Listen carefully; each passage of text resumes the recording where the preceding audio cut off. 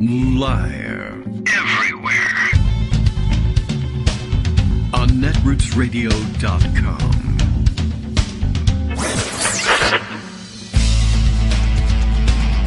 David Waldman. Kagro. In the morning. Now, here's David Waldman. Hey, good morning, everybody. How you doing? It is Thursday, June 23rd, 2022. Time for another show. I'm recovering from my intense bout of presidenting yesterday. We had the annual meeting of the congregation yesterday, and first time I ever led one of those, so that was quite trying. A big stressor, actually, as it turns out, and I don't know why. It just sort of was. It's important. You're supposed to be doing something important. You get stressed about it. So now that's over. That's great. I don't want to do a show. Greg, take it away. I'm just leaving. I'm going to go take a nap. Okay, well, what can I tell you? Things are on the, I guess they're on the up and up for me now. And now I can concentrate on the unraveling of the story of Trump unraveling the country. That's good news, because there's another hearing to come, but the rest of the hearings apparently delayed for some time. I read at first with some alarm that they were being pushed back to July, but that's like next week or something. There's like another week left in June, and then it'll be July, and they want to take a break, I'm sure, for July 4th, because they all have to go home and march in parades for the country they were trying to destroy. Not the people on the dais for the hearings, but for the people who are occasionally being subpoenaed as witnesses, whatever. Okay, well, we'll just wait and bide our time and see how they work through this. I think a little extra time to digest this might work out just fine. Keep us on the edge of our seats for a little bit longer. The space in between hearings, when we were just waiting for the week to turn over and the new set to start, was actually pretty productive in terms of the digestion of information and the slow drip of information that was made available. And all of this, too, this delay, now driven by the promise of, or at least the possibility of, new information and new witnesses coming forward. People are offering up new information now that, in some cases, their cover is blown. There will be people who might produce different information, or perhaps the cover for a certain event being blown. Others will open up and speak about things not previously known, but which were revealed in the last week or so. And, as Greg is pointing out and sending some messages, there's, I guess, some possibility that people like Mo Brooks, whose political career is now over and he has no more worries about things like that, perhaps he might be enticed to come in and speak a little more candidly about what his role was in January 6th. Or if you'd like to, spill the beans on someone else. There's always that possibility. Okay, well, we're ready to begin here. Bill has a good guess at what we might be doing today. I don't know. It's as good as anything, right? The Kagro in the Morning radio show is live now, and today Kagro X, that's me, will list 500 cool things, and that's hard to find in this heat, cool things that you can do during the first weekend of summer. Or he won't. The suspense is killing me, and you'll have to wait until July to find out. This is my next hearing. I'm not going to... no more shows until July. What we're going to do instead is, I don't know, read the phone book. Oh, phone book. I'm going to read an antique phone book. What do people do now? I guess when they are filibustering, they read Green Eggs and Ham was the last notable publication used for a filibuster, I suppose. All right, well, many things happening today. Lots of news from around the country and around the world, as usual. I happened to see some interesting Ukraine news just right at the, as the show was beginning, that struck up a chord of memory. I wondered whether it made any sense to bring it up. I happened to see everybody's good friend from online world, Daily Kos, Empty Wheels blog, our friend who we refer to as BMAZ, even though we know that the AZ stands for Arizona and the BM are his initials. But hey, that's how we say things out loud anyway. Noting, for the record here, building off of someone else's tweet about what's going on in Ukraine, that Putin is systematically eradicating Ukraine. This has been a big theme people have been discovering and pointing out for a little while here. He will not stop there. The actual activity in question here, from a tweet from Tim White, who says, Russia is accused of dismantling and stealing this solar farm in occupied Ukraine. The solar power plant near Tokmak oh my goodness, I'm not even going to try to pronounce this one, was the largest in the country. The Tokmak solar energy covered 96 hectares, which I also won't attempt to tell you how large it is. It looks like very big from the picture. The only thing that struck me about this, we've been talking about this being a programmatic, or a part of the programmatic, eradication of Ukraine as a separate entity for a while now. And so it makes some sense. And I could believe it. Like, this is a valuable asset that they would dismantle it and take it back to Russia so they can sell all their fossil fuels to everybody else instead, I suppose. But it does bring back the memory of dismantling and taking back home, stealing the incubators from the neonatal intensive care units in hospitals in Kuwait kind of story. So there's always the possibility that there's some PR department somewhere generating stories like this, I suppose. But we needn't depend on this story to know what the score is in Ukraine and who's doing what. I think there's plenty of other evidence that the Russians are doing things much worse, much more brutal, much more directly impactful on people, like killing them or stealing them bodily and shipping them to Siberia. But always keep an eye out, I guess, for the propaganda machine. You never know where it may be lurking. All right, well, Greg Dworkin comes propaganda-less to us today. That's good news. 100% propaganda-free, also gluten-free. I was listening to the show, and I just had to look up my hectare to cubit converter. Cubits, all right, great. I got to build an arc. Tell me. Yeah, exactly, because, I need it in units that I recognize here. Yeah, please. Right, so, right, I understand that Boris Johnson wants to bring the UK back to the hectare and cubit standard. Sure, why not? They're tired of metric. For a shilling and a half, we'll do it. Turns out 1 hectare is approximately 50,000 cubits, just in case you were wondering. Okay, right. Which, which wouldn't know if you didn't have your handy hectare to square cubit converter, which is, really why the internet comes in so handy. All right, well, at least we'll be able to build any biblical structure that we can think of. The cubits, very popular at the time. Yep. So I had to, and Armando had sent this around, and I had to wonder, as I start my go ahead diatribe here about how the January 6th committee hearings are going, and this is a in-kind contribution to the Republican Party from Politico. Oh well, that is dated 21 July 2021. So it's from Rachel Baden. She writes, Pelosi's move to reject GOP picks for the January 6 panel is going to be a gift to Kevin McCarthy in the long run. Yes, I did see that. She said Armando. A year ago. He wanted this panel to look partisan and political. Now it's definitely going to look partisan and political because, after all, everybody who's testifying is a Republican. Right. But flash forward to yesterday. That was Politico then. This is Punchbowl now. Oh. And Punchbowl says, we're now 2 weeks into the January 6th Select Committee's hearings, and if you talk to Republicans and Democrats across the Capitol, there's a sense, both in public and private. Ooh, private. Because remember, these guys are professionals. Do not try this at home. That the panel is doing a good job.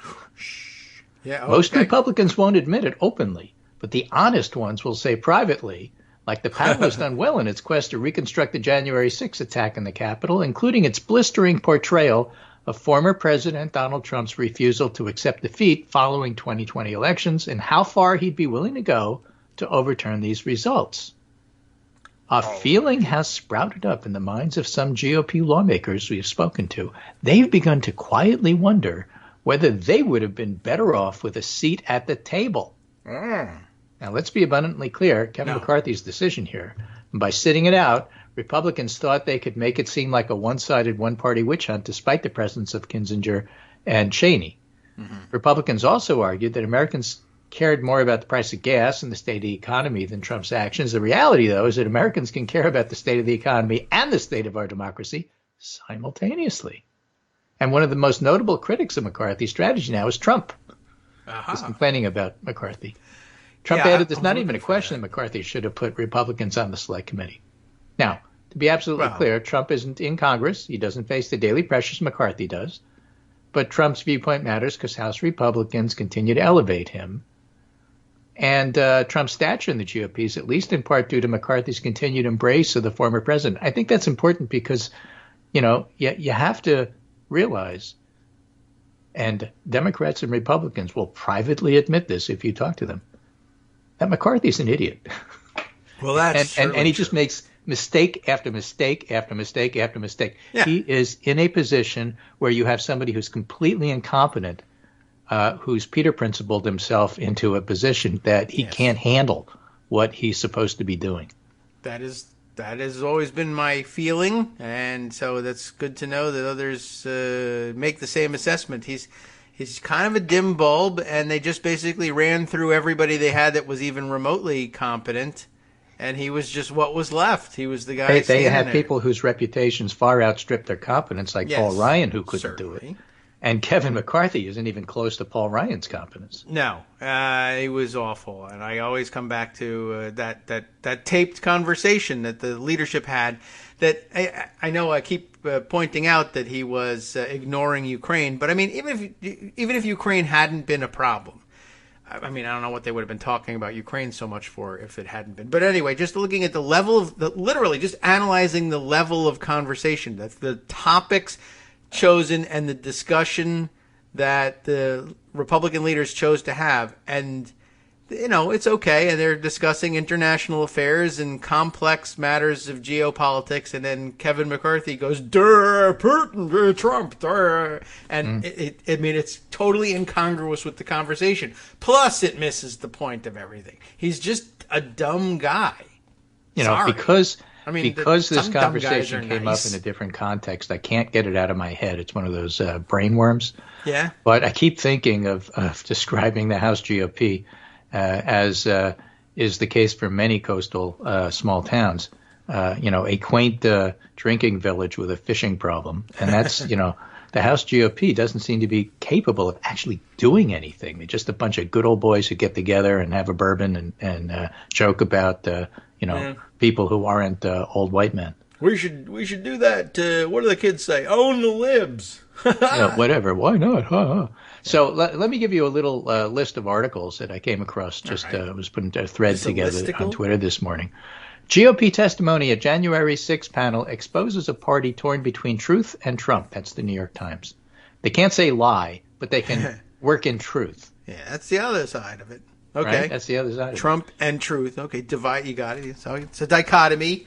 Trump's a Democratic-run committee relies on Republican witnesses to build the case against the former president in searing detail. And, I think that that's important for a variety of reasons, one of which is, the remarkable incredulity I have of Beltway reporters who consider themselves savvy, like that Politico thing I just said, who are discovering that a lot happened that was really not good about January 6th, and they only are finding out now because of the January 6th committee. Even though their friends who were in the building said, "Oh my God, you won't believe how bad it was." So this is Sam Stein, quote, "If he is the nominee, if he was up against Biden, I'd vote for him again," said Rusty Bowers on Trump, who he also said orchestrated an illegal and unconstitutional scheme to steal the last election. Yeah, well, and Zach Beauchamp, who is senior correspondent at Vox, said perhaps the single most revealing quote in recent memory about the state of American politics. And I don't really think it is. I think that's wrong. I think they're misinterpreting it. You have to go back to what I just read you from the New York Times. A Democratic-run committee relies on Republican witnesses to build the case against the former president in searing detail. One of the things that Adam Schiff did, and again, Adam Schiff is a target, frankly, because he's way more competent than most of the other people who were doing the questioning. Okay. He's Yes. just as good as any of the faceless staffers who were doing the questioning of witnesses. And what Adam Schiff did during his committee time, where he was the the lead investigator, if you will, after the two co-chairs had their statements, Adam Schiff put together the brown shirt hearing, the Trump brown shirt hearing, and every single Republican, remember, it's deliberately Republicans who are testifying to make a point. Yes. Every single Republican who Schiff questioned, either at the end or at some time during their time with him, he said, "And would you vote for Trump again?" And they all said yes. And he's making the point deliberately that these are not partisan Democrats.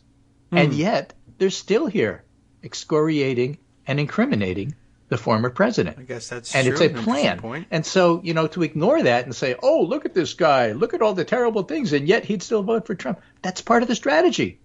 Yes. To Well, not acknowledge part, that is to miss the point. I'm noticing it. I think everybody acknowledges that. I think that's a splashy moment. Yeah. And so, it's something it's interesting that they answer. Good. Look, if it motivates Democrats to get angry, fine. Emotion is good. It makes you vote.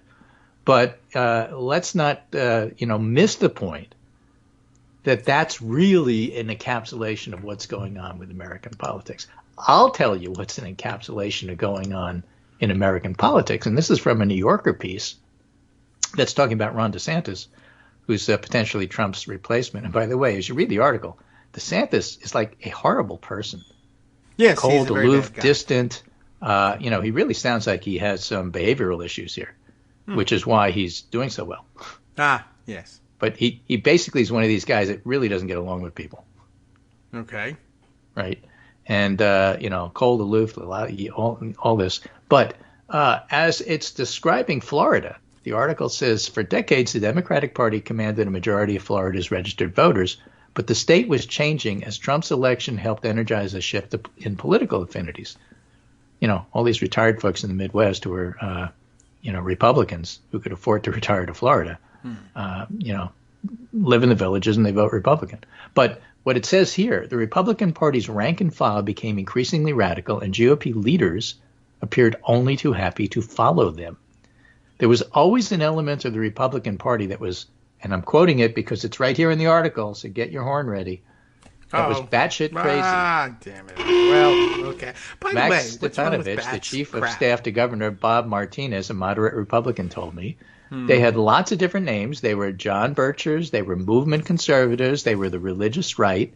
And we did what every other Republican candidate did. We exploited them. We got them to the polls. We talked about abortion. We promised, and we did nothing. They could grumble, but their choices were limited. So what happened? Stefanovich continued. Trump opened Pandora's box. He let them out.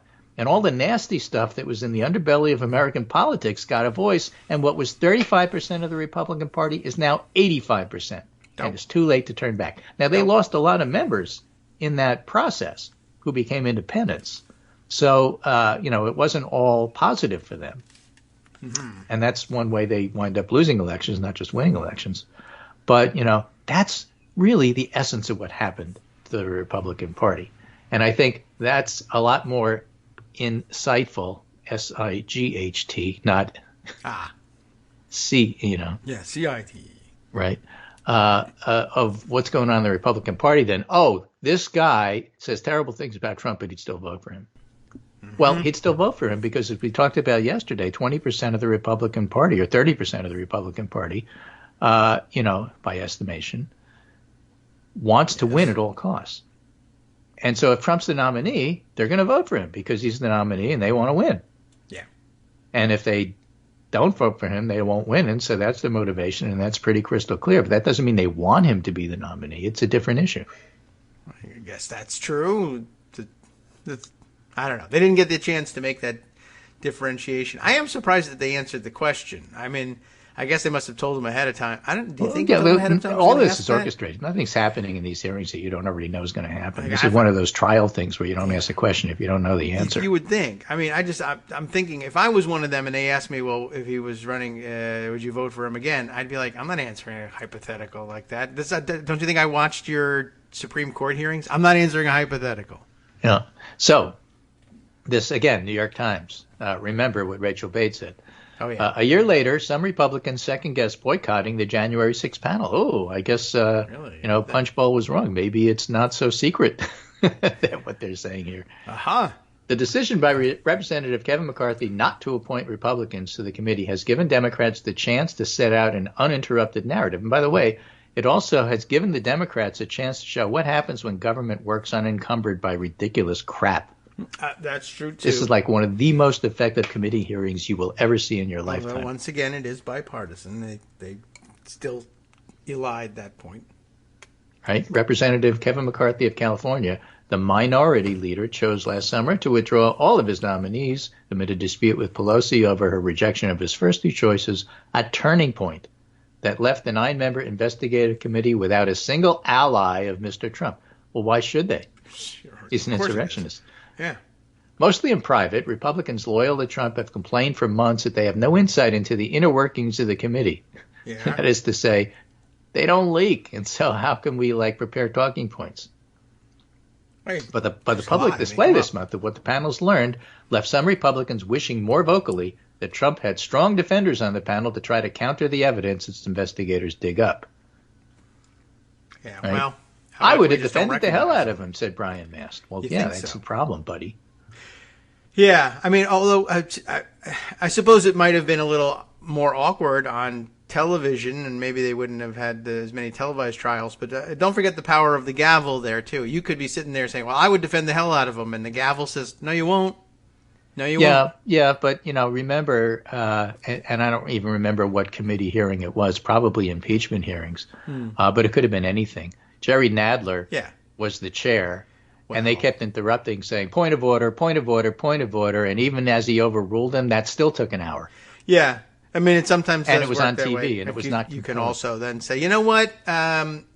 Expel this guy. Forget it. I mean, not from Congress, you can't. But I'm sorry, closing the hearing, going into executive session, we're reconvening without him because he's Right, being but removed by the then you sergeant don't get to at see it on arms. TV. And so, that's effective in terms of ultimately, by the end of the day, getting it done, but not effective in terms of theater. I don't know. You could make good theater out of it. Hold on, we'll be right back. We're going to commercial break and having this guy dragged out by the sergeant at arms. Or you know what? Fine, air it. Here we go. All right, Here goes your member being dragged out. Bye.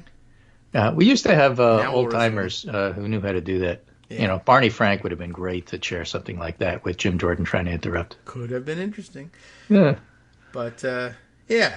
Well, no, you don't get to they've made this speak. mistake. I know what the rules are, and you basically have the intelligence of a table. Let's move. right. I mean, that was Barney Frank, so that would have been very entertaining on TV. Anyway, the New York Times goes on to say the committee has also used prominent Republicans as witnesses to make its case, leaving Mr. Trump's allies with an impossible task. Remember, we're talking about the effectiveness of the committee here. Mm-hmm. How are they to defend him, even from outside, when the evidence against him comes from Republican lawyers? A widely respected conservative judge, his campaign advisors, and his daughter. What do they care about that? The effectiveness of the hearings in putting Trump at the heart of the effort to overturn the election results has drawn the attention of, among others, Mr. Trump, and has made plain this week he wants more Republicans defending him. Yeah, well, so, that's part of it. And then, as this is happening, DOJ comes up with some interesting things they want to do. FBI seizes Nevada GOP chairman's phone in fake elector investigation, says Nevada. the Beast. Feds step up investigation of fake Georgia GOP electors, says the Atlanta Journal-Constitution. And note, these are local papers, and local news is covering subpoenas as well. So if you're on your way to get the weather and sports, which is why people watch local news and read local news, you're going to come across subpoenas along the way, even if you're not paying attention. Okay, cover those subpoenas, everybody. Right? Congressional investigation. This is Fox 2 in Michigan. Congressional investigation into January 6th insurrection reveals Michigan's role. Yes. Politics PA. Select committee hearing focuses on fake electors and then names names. Newsweek. Trump fake electors probe full list of people subpoenaed by Justice Department. And they include people in Arizona, New Mexico, Wisconsin, Pennsylvania, Georgia. This is Sounds like conspiracy. Yeah, and Laura Rosen has a great thread on this. Oh. David Schaefer, chair of the Georgia GOP. So it's like the chairs of the parties in these various states have gotten subpoenaed. They would be the people probably intimately involved in what would have been the process of recommending actual electors. Right. So there's that. Campaign, Plus, of course, in the background there, Romney McDaniel, who actually testified that, we were helping. That was smart. Thank you. We had a role. All right. Right. Well. So, again, the committee says, all right, we're going to take a break, just like you and I are going to take a break in a minute. We are. And said that, look, we have so many new people coming in wanting to testify. We really have to put things together that we're going to need a little bit more time, partly because we want the coming hearings to be just as good as the ones you've seen up until now, including today's, which is insurrection at the Justice Department, which is like one of the key hearings. And it's a great time to take a break and let it all sink in. But this morning, for example, Talking Points memo has a piece here, betrayed Brooks, that's Mo Brooks, now willing to testify in front of January 6th panel. He says, I'll come. Now I just want it to be live. So I don't want it broken up with little pieces so that my testimony could be made effective. All right. Well, fine. We'll break it up for you. Yeah. Okay. Well, now that his career is over, maybe he'll be willing to talk. And I don't know whether they'll allow him to do it live or not. Don't know how they'll feel about that. I guess they'll ponder that, and maybe they need a little time just to consider how. Yeah, they probably won't, because they want to know what the guy's going to say when they ask him questions. And that's not a bad way of approaching things. It's worked so far. By the way, I don't remember. I don't know. I can't think of the wording, so I can't go search it out. But I wouldn't be surprised. I can't remember exactly what Donald Trump actually said when McCarthy was making his decision and made his decision. But my guess is that he probably did say, "Yeah, we shouldn't participate in that stupid." No, it's committee. a great idea. Yeah, and I think he did back. And McCarthy did it because I told him to do it. I think that's true too. We should check that out. Hi, it's me, David Waldman, the same guy who was just talking to you a second ago. Our Patreon subscription drive is still going strong, with over 175 monthly donors who help keep us on the air. If we've helped keep you going during the pandemic, why not return the favor and help us keep going so we can all be together for the next disaster? Patreon.com, Patreon.com, makes it easy to make secure, recurring monthly contributions to support our show. Patreon.com/KagroX gets you straight to our donation page. Maybe you'd like to thank us for keeping you sane during the Trump era. Maybe you're looking forward to in-depth explanations of what's going on in the Biden administration. Whatever it is that keeps you listening, we need your help to keep bringing it to you. And hey, if you happen to prefer using PayPal or even the Square Cash app, we're up and running with those options too. Thanks again, everyone, for all your support. We literally could not do this without you.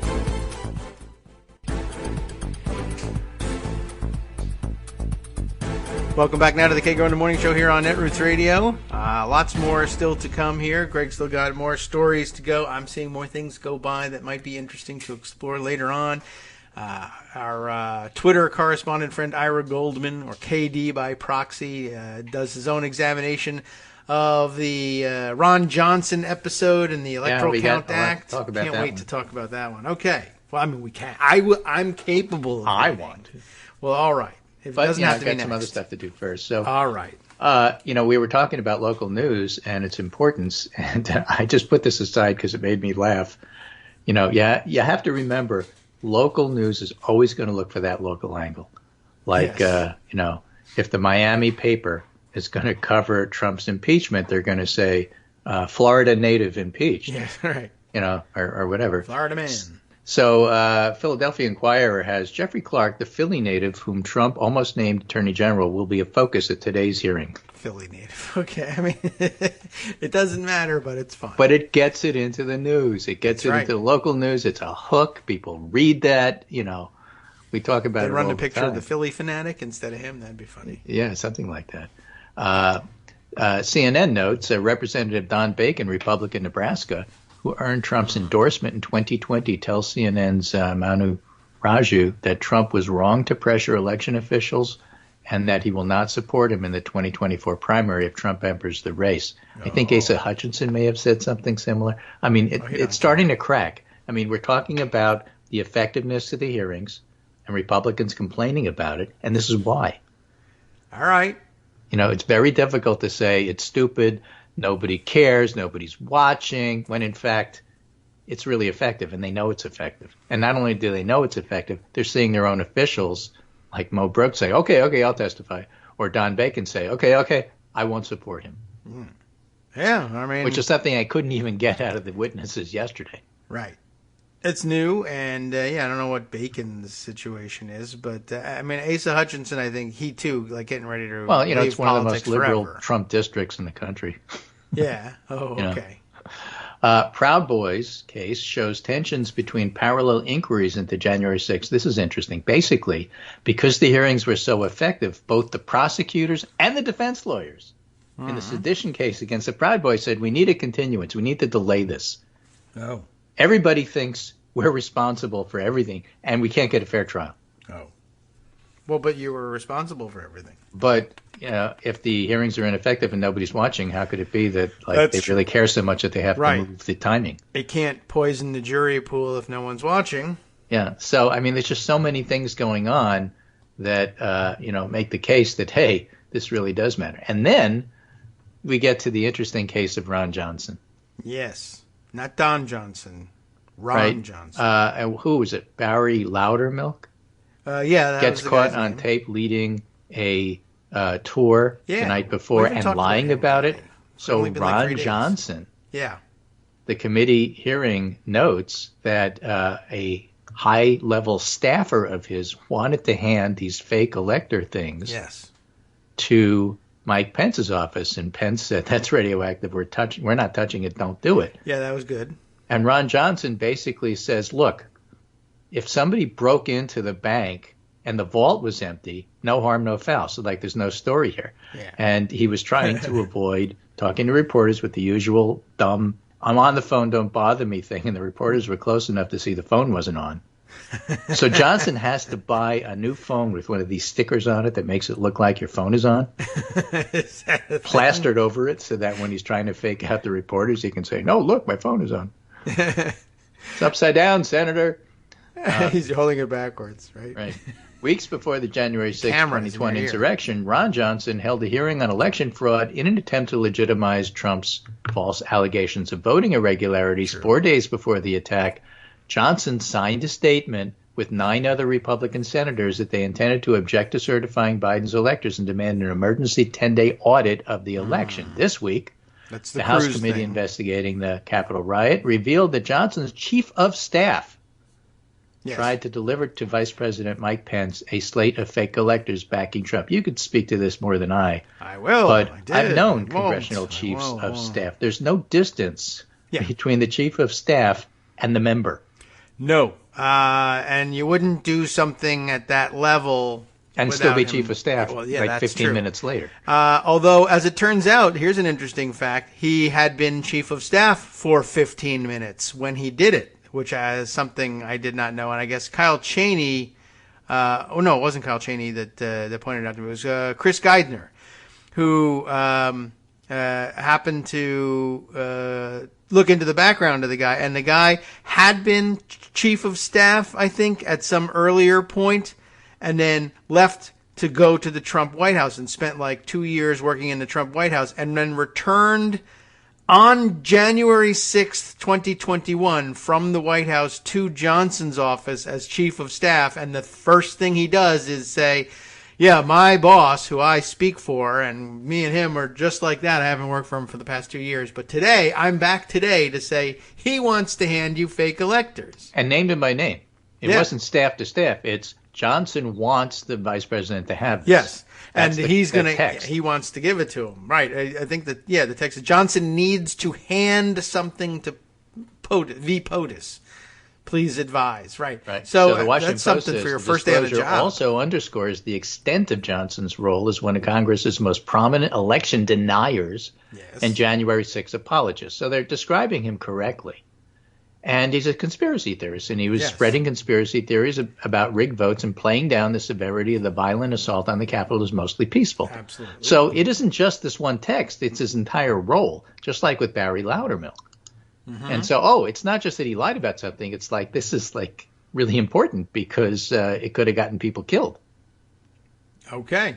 Right, Yeah, Jennifer Rubin killed. has a column Bad. today. The media must confront enablers of the coup attempt. Here's how.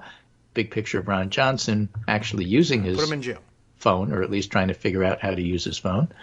With the exception of Lisa Murkowski, Senate Republicans on the ballot this year have much to answer concerning the January 6th coup attempt, and particularly mentions Ron Johnson. You said you had no involvement. As the Post's Aaron Blake pointed out, if your version of events is true, your office was happy to serve as a conduit between a House intern and Pence's staff.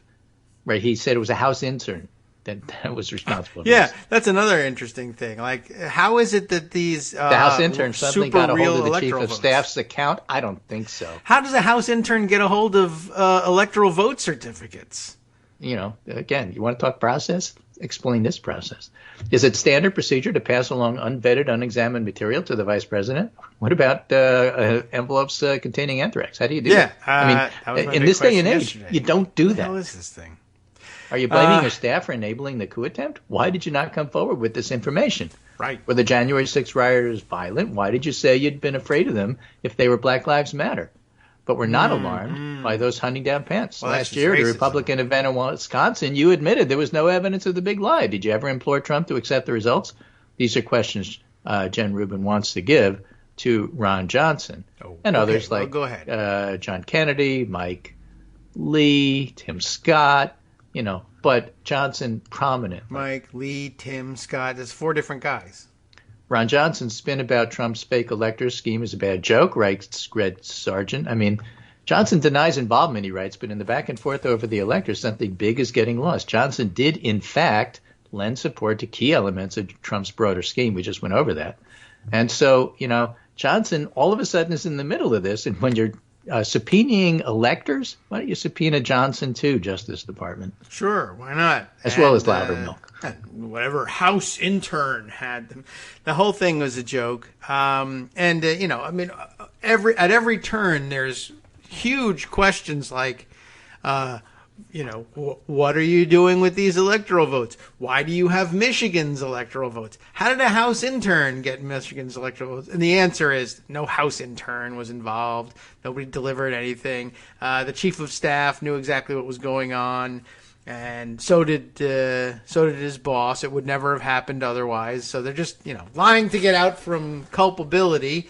And that doesn't even get into the whole problem of, maybe we shouldn't be allowing people to get away with forging electoral vote certificates. We went over yesterday the enormously elaborate procedure that they have that has to be, there's no other conclusion you could possibly draw, and there probably is plenty of legislative history about it, but that they are doing everything that they can think of to avoid being fooled by forgeries. There's no way you can slip a forgery past us. Look at how many times you have to sign this thing and put seals on it and do cartwheels. Right, and the invoke archivist wouldn't Satan even take it. Right. So we had to do it this way. Yeah. And so then they're like, well, I don't know. Is it really a crime? Where does it say that it's a crime? Well, know I what? haven't gotten to that part. There, They're it still may not denying be it, there. and that's what's so stupid. I guess right? that- Manu right. Raju caught up with Ron Not true. Johnson as he was trying to pretend he was on the phone. And Johnson, this is Manu Raju writing, Ron Johnson told us he has no idea who tried to get him to share fake electors. Says he was aware of the ask on January 6th in the morning.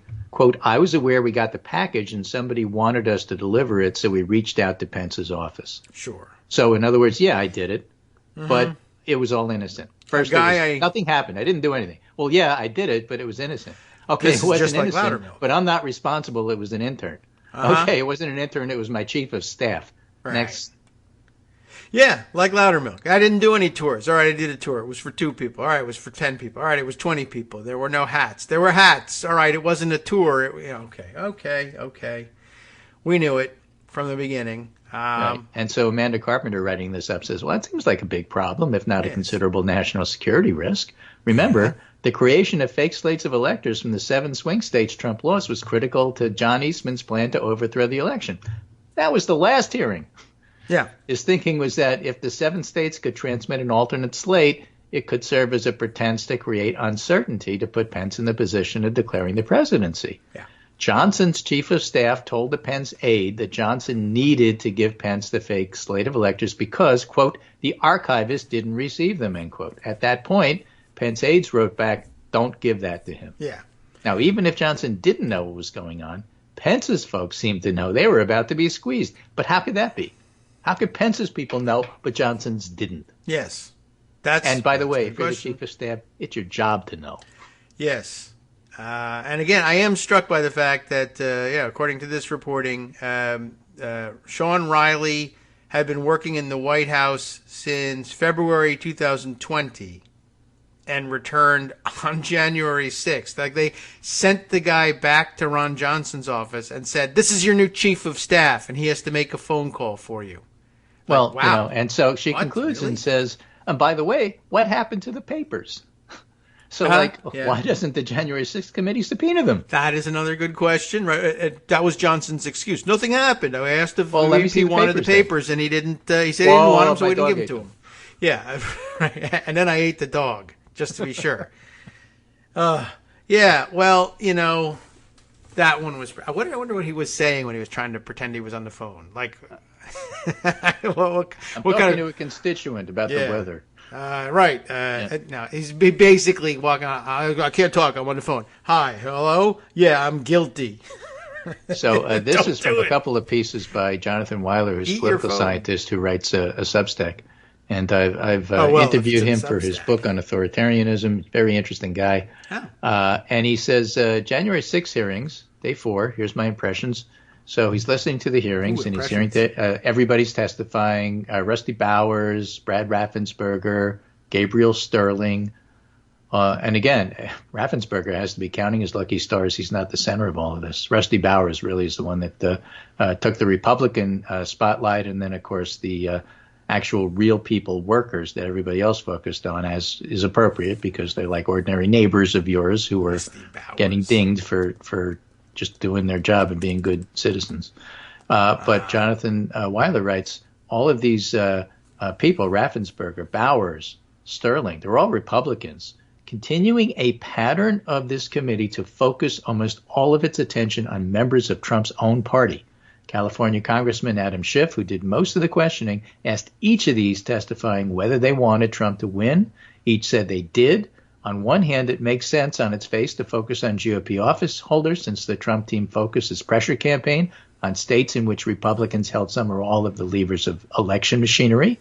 But the committee also clearly believes it is important to foreground Republicans whose loyalty to party requires them to oppose, not mindlessly enable Trump's perfidy. Bowers, in particular, provided a moving account of his belief that the Constitution, in his words, is a divinely inspired document, and that its provenance required his loyalty not to a president and not to his demented scheme.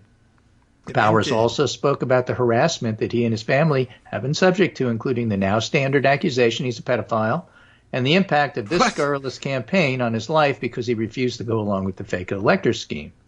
But, of course, the hardest testimony to listen to was that of Shane Moss, the Georgia election worker, and her mom, Ruby Moss, who volunteered to help count votes after the polls closed.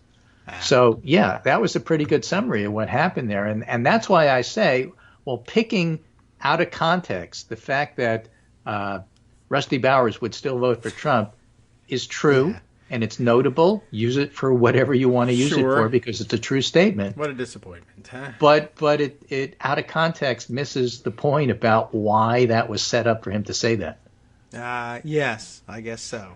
And now everybody's all disappointed. And all those who loved him with the early 70s Montreal Expos, or whatever it was, Rusty Bowers. That's Rusty Staub. Okay. Yeah, the other guy. Didn't he used to play for the Mets or something? Yeah. I don't know. For some reason, his name makes me think. I didn't think it was the guy, but he's been reminding me of that all the time. And I think it's because Rusty Staub. La Grande Orange. What is the Rusty doesn't have any hair anymore, so and he's all gray, so you can't say that about him anymore. Yeah, all right. Well, that's true. Okay, it's too bad. It brings back good memories. Thinking of him in his that Montreal Expos uniform there for some reason. Never mind.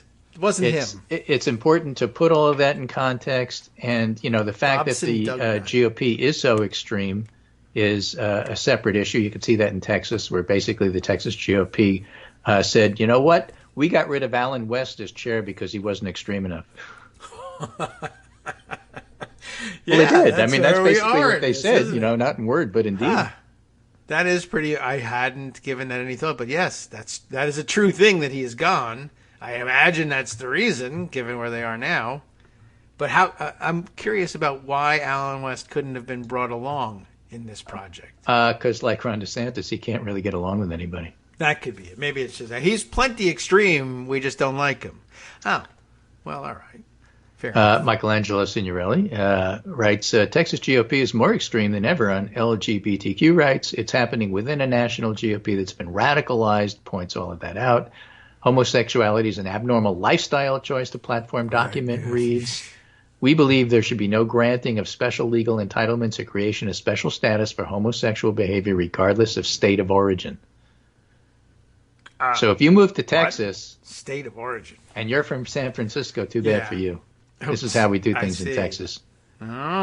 Although, as somebody pointed out on Twitter, given what happened with Uvalde, it's okay to mess with Texas. Yeah, right. They'll give you an hour or so at a minimum.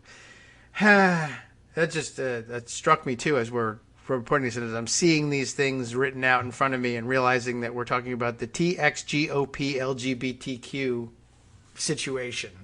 Like, that's a lot of letters, and I can't believe I remembered them all, but it's bizarre. I'm really struck by the fact that, Alan West, who is the chair of the Texas Republican Party now? He's a no-name guy as far as I'm concerned. But it almost doesn't matter. Yeah, I guess. The platform also officially doesn't recognize Joe Biden as president, so right. there's that. So that, they want to secede. all that's part of the that's usual. January 6th committee hearings and why they are so important. And again, it's not like you're going to get the hardcore to really change their mind on this. There is, some polling on this that's come out in terms of how the committee stuff is going. And this is from Quinnipiac. How important do you think it is for Congress to hold hearings so that the public can learn what led to the attack on the Capitol? Voters say very important, 50%, and somewhat important, 68%. 18%. So that's totally 68. Total of 68 think it's important. Wait a second. Not so important. 10%. Not important at all. 20%. So it's 68 to 30. If that were an election, that would be considered landslide territory. The percentage who think it's very or somewhat important for Congress to hold hearings so that the public can learn what led to the attack. GOP 52%. Okay. That's pretty good. Independents 68, Democrats 95, men 66, women 74, white college 71, white no degree 63, also pretty good. So as I pointed out on Twitter, and also nearly 60% of Merrick Garland thinks that Trump should be indicted. Okay. Well, that's another different poll. But, it's very difficult for DOJ to not do stuff based on everything that's coming out. They don't need to make a referral. The people who say we don't need to make a referral, it's too political, have won because the committee itself is the referral. Yes, that's true. And by the way, the Department of Justice went around subpoenaing the cell phones of all of the Republican chairs who were involved with the fake electors, or at least people in those states who had information. In fact, I think there was, I can't remember which state, which guy, but one of the slightly below, maybe one of the secretaries to the party was also subpoenaed, but they couldn't find him. Really? Could have been Pennsylvania. But, it's one of those states. There's a lot of subpoenas that we haven't even heard about yet that have gone out. So that's going to be something we have to keep an eye on. Okay. Yes. Right. Separately. Yes. But also related, of course, to the January 6th insurrection. Bloomberg reported the other day, and I don't know that we covered it on the show, we talked about the wonderful law firm that does a lot of these sue for defamation when you go too far on places like MyPillow and OAN. But Bloomberg reports Fox News parent has to face defamation suit over vote rigging claims. A suit against Fox News parent over vote rigging claims proceeds. Judge says Murdoch may have knowingly let Fox air false claims. Oh. And this is in Bloomberg. Fox News' parent company can be sued by a voting machine maker. That would be Dominion. And it's not the same group of lawyers. I looked that up. Rupert and Lachlan Murdoch may have acted with actual malice, quote unquote, in directing the network to broadcast conspiracy theories alleging the 2020 presidential election was rigged against Donald Trump. Now, usually, again, I'm not a lawyer, but the actual malice part of libel and other things means you have a pretty high bar, not like the UK in terms of suing people for saying bad things about you. Mm-hmm. They've apparently reached that and gone over the bar. Oh, okay. Actual malice, that, by the way, another way of saying, of course, mens rea, malice aforethought. This is the Shakespearean way. Yeah, the Old English way of saying it, essentially. They're related terms. Very interesting. Delaware Superior Court Judge Eric Davis on Tuesday denied Fox Corp's motion to dismiss the suit, saying Dominion had shown the Murdochs may have been on notice that the conspiracy theory that rigged voting machines tilted the vote was false, but let Fox News broadcast it anyway. Dominion cited in its suit a report that Rupert Murdoch, spoke with Trump a few days after the election and informed him that he had lost, the judge noted. I see. So there's lots of information that Trump knew he lost. That is interesting. And, I never really would have guessed, and I'm sure the Murdochs never really guessed that it would get that far, and no judge would lend any credence to the idea that Rupert was making decisions about what should and shouldn't be on the air. But this is another interesting, mens rea thing about what was Trump thinking. Not only did his own campaign manager tell him he lost, Bill Stepien, not only did the data people say that he lost, Rupert Murdoch told him that he lost. That's serious. So talk about willful blindness. Yeah, that's when you get to statutes that say you have to prove that someone knew or should have known. That's where that's designed to loop in people who keep insisting that they didn't know, but all indications are, that is to say, res ipsa loquitur, the thing speaks for itself. It's pretty plain that he really did know, and he's just simply saying that he didn't in order to make an attempt to escape the statute. But should have known? Yes. After all, the President of the United States is said to, we tend to want people who have extraordinary ability to discern the truth of the matter. Well, speaking of the truth of the matter, Fox News essentially was arguing that they have a First Amendment right to lie.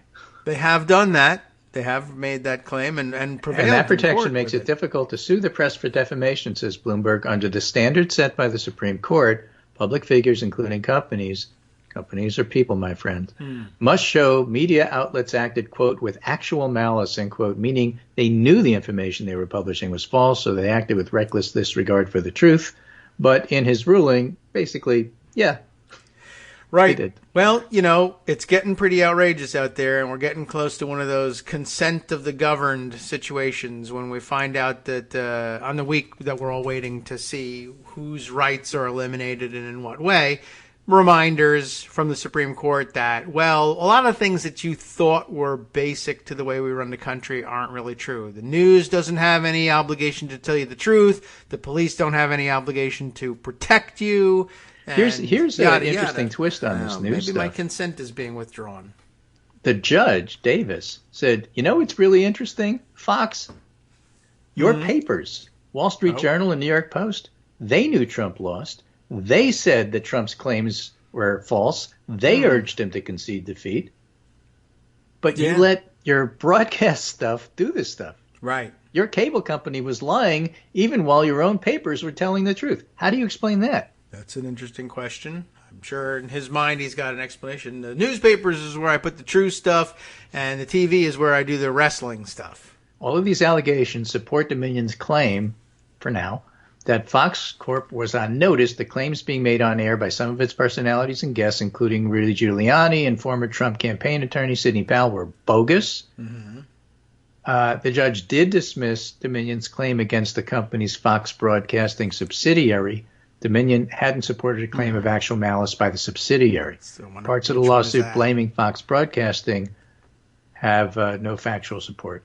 But they did get this. So they haven't won the case, but they're allowed to continue to make it. Yeah, Dominion doing pretty well with those cases. That's the Dominion voting systems, the election, the voting machine people who have won some victories and against, the predictions that people would that put out that they wouldn't be able to make these showings. I wonder which subsidiary. I mean, it might not make a difference. I'm sure Fox divides itself up into 10,000 subsidiaries like the Trump organization, and maybe the one that they sued has some special niche that they work on something. But anyway, as long as you can hold the... Now I understand what they meant by Fox parent, the parent company. You know, like, who's the parent of Yeah, not like Fox News. That is Rupert Murdoch, true, but... You can't sue them, but you can sue the company. Yeah. All right. Well, that makes things exciting. We'll keep an eye out on that. It's a great way to make a couple $1 million. Take it from Rupert Murdoch, who I saw in the news today was getting a divorce from somebody that I didn't even know he was married to. Right. And this is the last thing I think I'll just see if I can squeak in before the break, which is like imminent. Yeah. But this is from the American Communities Project, Dan Tacchini, and he's looking at Pennsylvania in particular.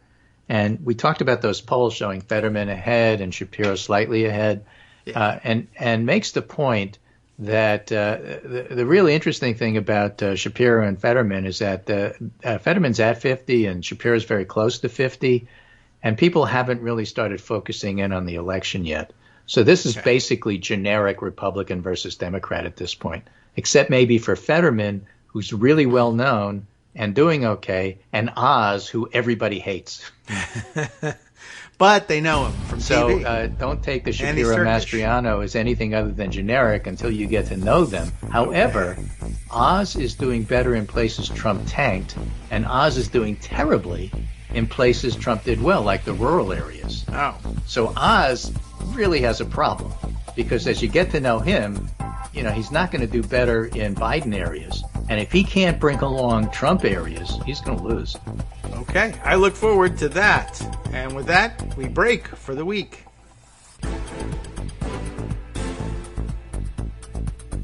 Welcome back now to the Kagro in the Morning Show here on Netroots Radio. It occurred to me over the break, and I can't believe this didn't occur to me, and I'm sure like 1,000 people have made this joke already, and I just missed it or whatever, but Dr. Oz, Mehmet Oz, I keep saying, you know, Oz the great and powerful, how do you miss that, right?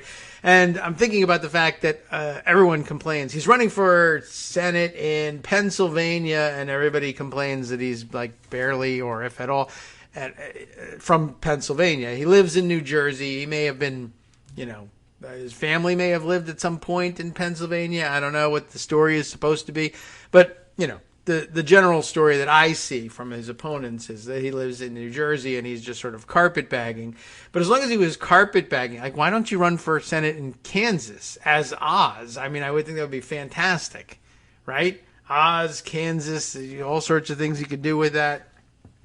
Seems pretty obvious. I guess he just, you know, I mean, I guess you live in New Jersey, you don't want to campaign in Kansas. It's really inconvenient, and there's a long flight to get there every day, whereas Pennsylvania at least borders New Jersey, so, you know, you could make it into state without too much trouble. I don't know. Anyway, I just thought as long as you're faking it, you might as well fake something more memorable.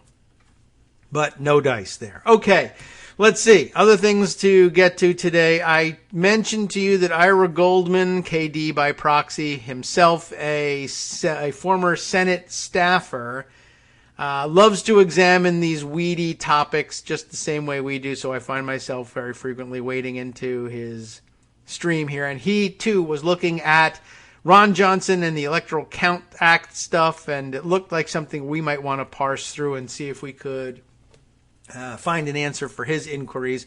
But he started out yesterday, I guess around the same time that we were doing, well, about 12 hours behind us, I guess, doing the 10 p.m. shift on Oh, no, look at that. It was on June 21st, and yesterday was the 22nd. So about 12 hours ahead of us, as it happens.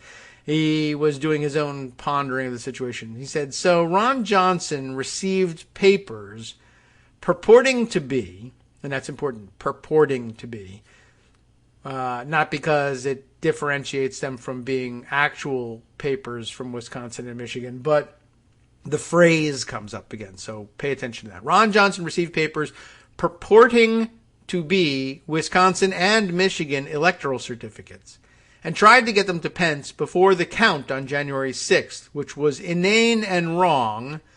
But to those saying that it's a crime, what if saying that it's a crime, and what if Pence had opened them? Have you read the Electoral Count Act lately? And most of us haven't, but we have. So I'm just sort of interested in this. So again, it was inane and wrong, but to those saying that's a crime, and what if Pence had opened them, have you read the count lately? And here's what he has chosen for us to read here. Excerpts of the Electoral Count Act. We were in this very part the other day. 3 U.S. Code Section 15. 2 tellers shall be previously appointed on the part of the Senate and 2 on the part of the House of Representatives, to whom shall be handed, as they are opened by the President of the Senate, all the certificates and papers purporting to be certificates of the electoral votes, which certificates and papers shall be opened, presented, and acted upon in the alphabetical order of the states, beginning with the letter A, because that's what, I don't know why they felt the need to say that, but that's what alphabetical order means.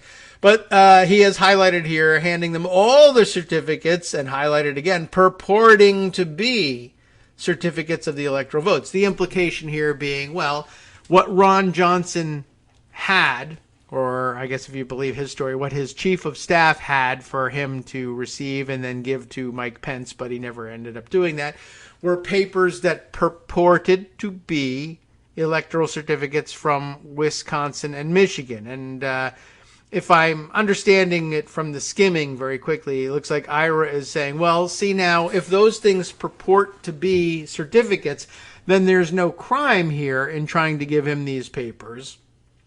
They are purporting to be papers, and the vice president has a right to them, or is in fact obligated to open them. Although I question the definition of what purports to be, or how you determine whether or not those papers purport to be electoral votes. Like, the people in possession of them purported that they were electoral votes, but they didn't carry any of the outward signs of things that have a legitimate right to either be electoral votes or have what I would call a legitimate right to purport to be electoral votes. Had they carried the seal of any of the in-state authorities that are established by the Electoral Count Act as having the right to grant their imprimatur to those certificates, then they would be said to be purporting to be electoral vote counts. But because they didn't carry any of those certificates, I don't know whether they really purported to be anything. Again, the people carrying them purported that they were electoral votes, but I mean, I guess, we'll get to it later. But I want to make my point on the record, and then we'll make an analogy later on. So he highlights those excerpts. He also highlights this excerpt. If more than one return or paper purporting to be a return from a state shall have been received by the President of the Senate, right? Then those votes, and those only, shall be counted, which shall have been regularly given by the electors, who are shown by the determination mentioned in Section 5 of this title to have been appointed.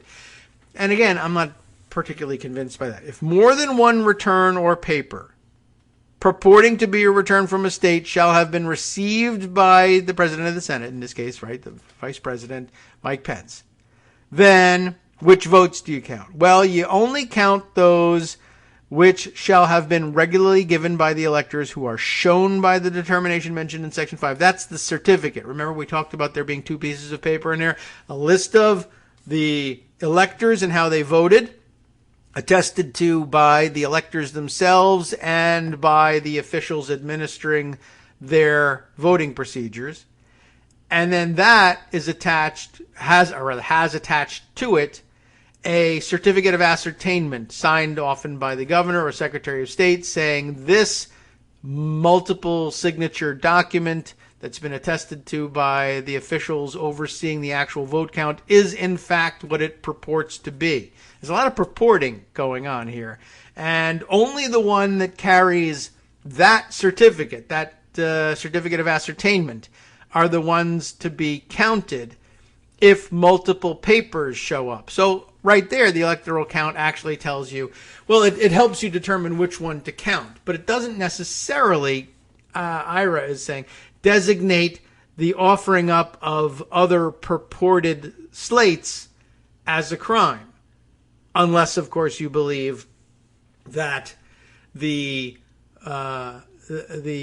pass that you get for, when in the question in terms of whether or not you've committed a crime comes from the purporting. There has to be a certain kind of what do we say? Proportion?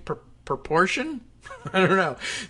You have to purport in a certain kind of way that you have alternative papers here. Otherwise, you just have garbage. I mean, like if I deliver a pizza, a double pepperoni Domino's pizza, which really in itself ought to be a crime anyway. It's certainly an assault with a deadly weapon.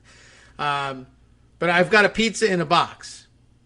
Now, we all agree in this hypothetical, this is a pizza in a box. And I bring it to you. And I say, and you're Mike Pence. Congratulations, you made it. Mr. Vice President, in your capacity as President of the Senate, I need to deliver this to you. I have this box for you, this package for you. You've got to have it. What is it? And I say, it's the electoral votes from Michigan. The archivist never received them. But everybody sees the box that I'm carrying, right? So Pence is like, that's weird. It looks like a Domino's pizza. Open it up. And it is, in fact, a Domino's pizza. I only bring up this stupid thing because what has happened here? Is what's in the box, is that pizza? Who's going to raise your hand if anybody thinks that the pizza purports to be the electoral votes of the state of Michigan? Nobody, right? But have I not just purported to the Vice President of the United States that that's what they were? How, if you were wondering, well, how can there be a separation between what you purport that they are?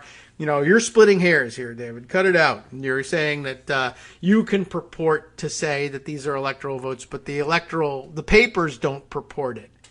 That's what I mean, right? They don't carry the certificate, so they're not purporting to be electoral votes. They're just papers.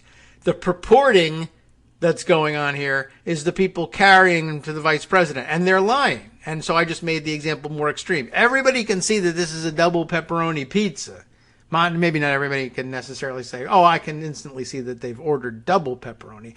That just might be the amount of pepperoni that this particular franchise puts on their regular pizza. And you're in luck. You get more for your money at this. But that has nothing to do with anything. It's a pizza, not the electoral votes of Michigan. I have nonetheless purported that that's what it was. You were all surprised that I did that because it looked like a pizza box and smelled like a Domino's pizza, which is barely tolerable as it is. I'm going to get sued by Domino's Pizza here, but or paid by Domino's Pizza. I can't figure out which one is. There's a lot of mentions of Domino's Pizza here. You might go with the pay me part. Anyway, the point is I can purport anything I want. It's not, but that doesn't matter. Not for the purposes of this statute. If you're going to have to sort this statute out, it's what the papers themselves purport. And there's only one way to purport that you are a legitimate slate of electoral votes, and that's if you carry a certificate of ascertainment that appears to be genuine and from the right authorities within the state. In fact, that's so important that it's determinative in the same act as to, well, what do you do if you get two? Well, there's a clear answer. Whichever one carries the certificate of ascertainment from the proper authorities in the state, that's the one you count. I don't know if you're ever going to run into ones that have competing certificates of ascertainment. That's possible. Maybe I think there's even historical examples of that happening, and you'll have to deal with that on a case-by-case basis. But if you have no certificate of ascertainment, you're not purporting to be anything. You're just a piece of paper with some words on it, or a pepperoni pizza. That's how I would settle it. Let's see. Ira offers one more excerpt here. But again, just to read them all together, right? We got the tellers. And by the way, you notice that with the Electoral Count Act here, they help us distinguish the question that John Eastman, ready to use the term again, John Eastman purports that there is an interpretation of the Constitution under which it is the Vice President of the United States who counts the electoral votes, even though that's a very awkward reading of the Constitution, which says that the votes will be opened by the Vice President and counted. Not by the Vice President, but by someone else. And then the Electoral Count Act defines who that is. It's the tellers. So, where were we? Right. The paper shall be handed to the Vice President, the President of the Senate. All the certificates and papers purporting to be certificates of electoral votes go to him. If more than one paper purporting to be a return from a state shall have been received by the President of the Senate, then they go through the process of determining which one gets counted. And in such case of more than one return or paper purporting to be a return from a state, what do? If there shall have been no such determination of the question in the state aforesaid, if the state doesn't tell you which one to count, but they both carry certificates of ascertainment, I guess, then those votes and those only shall be counted which the two houses shall concurrently decide were cast by lawful electors appointed in accordance with the laws of the state. Fancy wording for suppose they get two slates that both have certificates of ascertainment, and they can't decide based on that, therefore, which one to do. Then the joint session dissolves, everybody goes back to the House, back to the Senate, and they vote which one to do. And if the two houses agree on one slate, then they'll count those. If they don't agree, then you're stuck and you can't count anything, I guess. Or you can go back and fight some more and see if you can convince one house to change its mind. That's a possibility. Anyway, I thought that was an interesting take, although I don't know, I think Ira is using this to say, I think he might be reading it wrong. But you never know. It's a matter of interpretation. But he's saying maybe there's no crime involved in purporting things. But I think that maybe there is. Now, he goes on to say how objections were made to suspect electoral papers at the count of the votes back in the day being 1877, as it happens. This from an excerpt of the activities at the joint session of the House of Representatives, but including the Senate. What does he say? At the joint session of the houses for the counting of electoral votes, February 1st, 1877. Back in the day, that's the day they did it. Back before they moved, the beginning of the presidential term back from March to January. Said papers falsely purporting. That's interesting too, right? There's purporting, there's false purporting, and then there's not purporting at all, I suppose. Said papers falsely purporting to be the votes for president and vice president of the state of who sent fake stuff. 1877. It was Florida. Even as early as 1877, Florida was crazy. Said papers falsely purporting to be the votes for president and vice president of the state of Florida, which are now here objected to, are fictitious and unreal, and do not truly represent any votes or lawful acts, and were made out and executed in pursuance of the same fraudulent conspiracy by the said persons purporting to have cast said votes. Interesting. Just straight up just say that it's fraudulent conspiracy. And then what happens? I don't know. Ira says, first of all, I did not know this until now. He's actually talking about the Kyle Cheney reporting that we were reading yesterday. But this he didn't know until 8 hours ago. I think we knew 24 hours ago. Remember, I read you the Kyle Cheney's excellent reporting in which he went to the National Archives and asked, so what'd you do with these papers? And what's the story with the things? Did you get them from Wisconsin and Michigan? What'd you do with them? And the archive said, yeah, we got them and we didn't forward them because they're not real. Here's Kyle's tweet saying what seems likelier is that the archives did not consider the Wisconsin and Michigan electors to be legitimate and therefore did not transmit them to Pence in the first place. Ira says, well, I didn't know this until now, right? We didn't know it until we read it either. It's a misreading of the law on its face, he says, and in the context of its history. And then he says, gives us the warning, your mileage may vary. And it does. I get a totally different reading on this thing. I don't think it misreads the law. I think it applies it quite correctly. If there's no certificate of ascertainment, there's no obligation to pass the thing on. Now, if the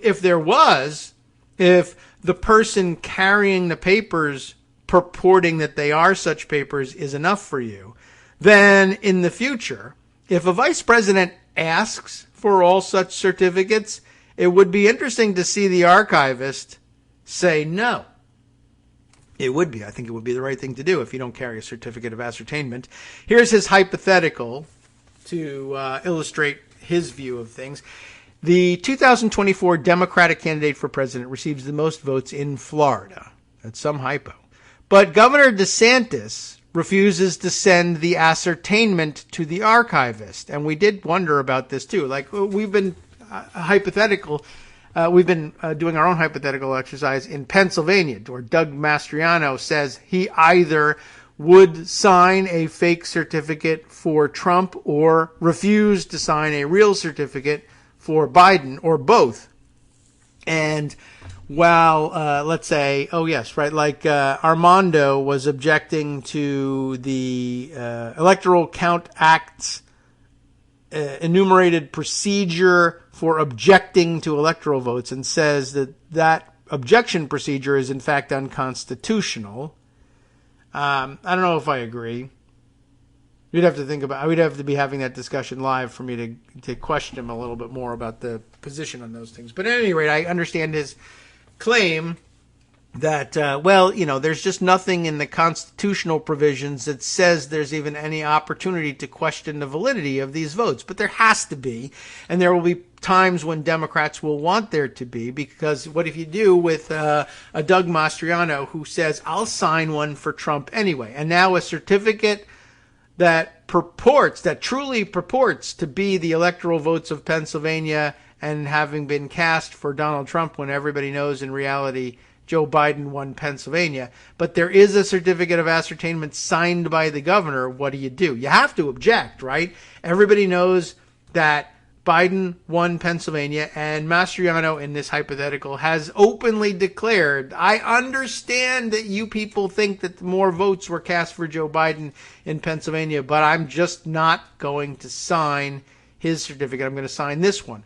Now a certificate of electoral votes that truly purports to be valid, because it carries with it a certificate of ascertainment signed by the governor, is here. And the Electoral Count Act says that's the one you're supposed to count. That's bad news, and there's really no way to deal with that except through objecting to counting them and having a vote, and then hoping that you have a majority of both houses that knows what's going on and is unwilling to just say the opposite. But Ira's basically got the opposite hypothetical here.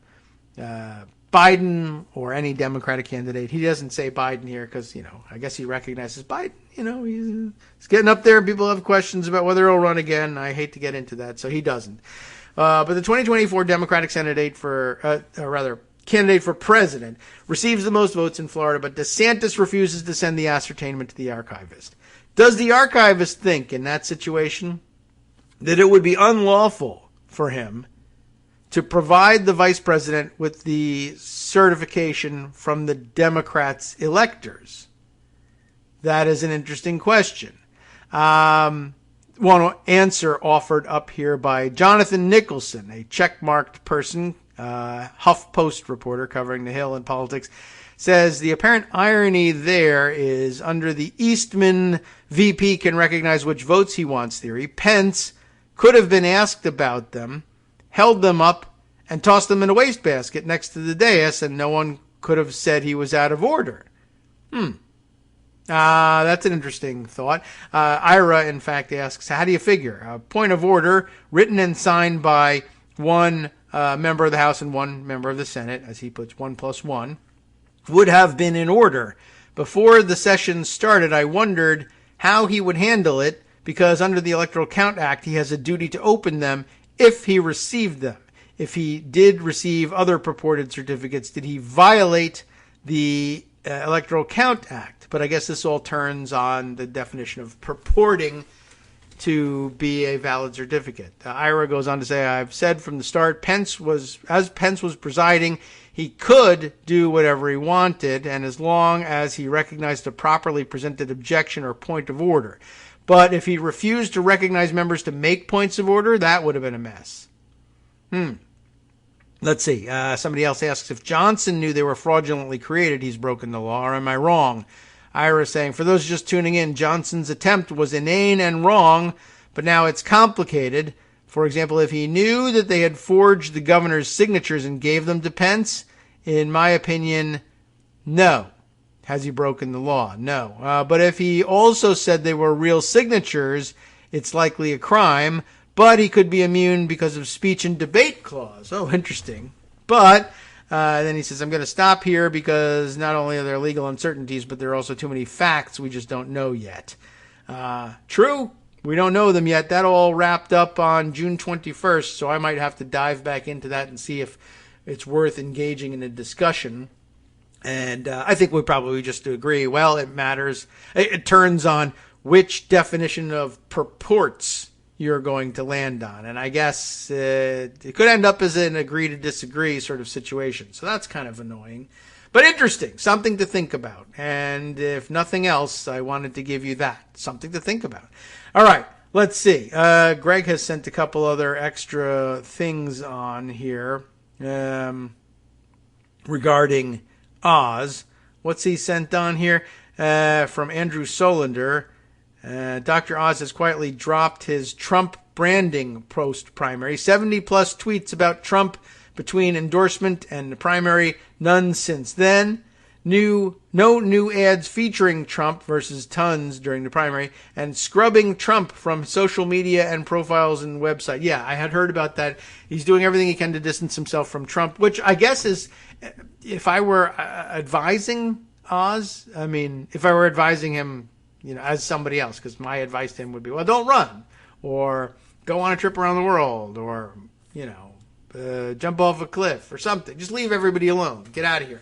But if I were serious about him winning, let's say, and I would have advised him the same. Hard right in the primary. Remember, we got to get past everybody else, and the only way, the path through the primary is cling to Trump. The path in the general is abandon Trump at all costs. Distance yourself as far as is practicable.